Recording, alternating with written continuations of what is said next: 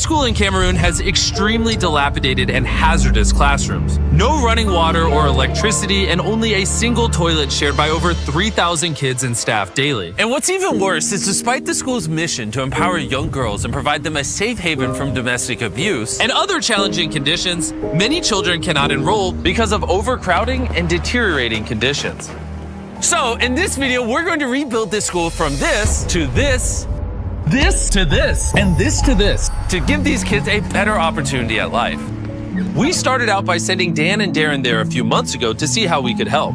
Upon their arrival, they met with Francis, an extraordinary man who has dedicated his life to combat inequality and suffering in Cameroon. He is the founder of CDVTA, an organization that helps build wells, facilitates solar power installations, and aids the development of education throughout Cameroon. When we first visited the school, what we saw of those children were actually under conditions of lack of sanitation. Some of them were abused. They had no right to raise their voice. They could not speak for themselves. These conditions had no dignity. These conditions would not make a child believe that the future is bright.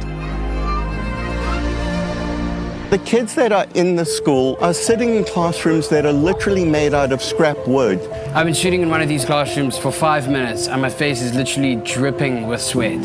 I can't imagine what it must be like to sit in here for an hour-long lesson and learn. The environment is first of all dirty. There is dust all over. We don't have ceiling boards. The state of these classrooms is tragic for many reasons, but mainly because this school is on the border of the English and French parts of Cameroon, making it a rare junction point between two populations in ongoing conflict. This school could help unite these communities. Many people have moved from the English part and they settled in this area. This school became a safe place for them to come and get educated here. But because of the poorly built infrastructure, rain leaks through the roof in winter. There is no electricity, and the school was beyond maximum capacity. Once we saw this, we knew we had to do something, so almost immediately, the team quickly got to work to completely transform the school and surprise the kids before they got back from their school break.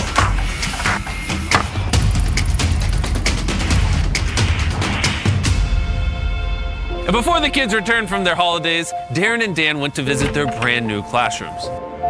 Darren and I looked at the new structures which have airflow, they have lights, they have electricity. let there be light. I can't wait to see the look on the kids' faces, the teachers' faces when they get to see the new classrooms, also the new bathrooms. The school is going to transform thousands and thousands of lives in the future. The next day, it was finally time to surprise the kids. There's a whole bunch of people outside the school. This is really exciting. The school was the busiest it had ever been, with kids beyond excited to get a glimpse of the brand new classrooms. I just got out of the car. There's a whole bunch of people over here to welcome me. This is a little bit crazy. The headmaster then returned to the new classrooms, where he would officially cut the ribbon and declare the new school open.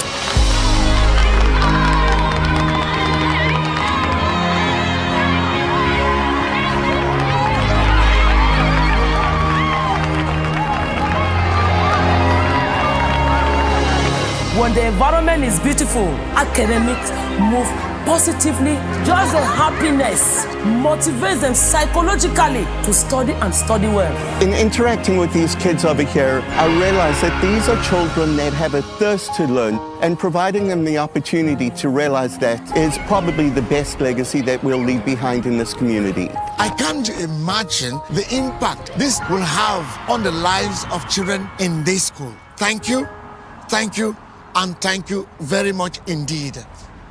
Before I show you an unexpected surprise the community had for Darren, I want to tell you about the amazing sponsor of this video, Electric e-bikes. They're back on board and supporting our mission with their affordable, eco-friendly, and fun-to-ride bikes. Time and time again, they have shown their dedication to a global impact by helping us rebuild an orphanage, donating thousands of shoes to kids in South Africa, and distributing millions of clothes worldwide. Additionally, they helped us power an island in Colombia, a children's sanctuary in Zambia, and give away hundreds of electric bikes all across the globe. And now, for the 8th time this year, they stepped up and helped us build this school in Cameroon. So I just want to give a heartfelt thank you to Electric e-bikes for their continuous support. Let's get back to the video. Now it is time for Darren's surprise. So the village leaders took him to a ceremonial hut and dressed him up in local attire. He then took part in a traditional Cameroonian induction as a village elder. What? Forefathers. Okay.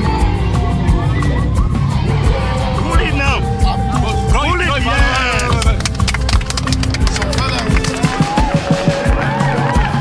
I've just been honored as a chief in the village.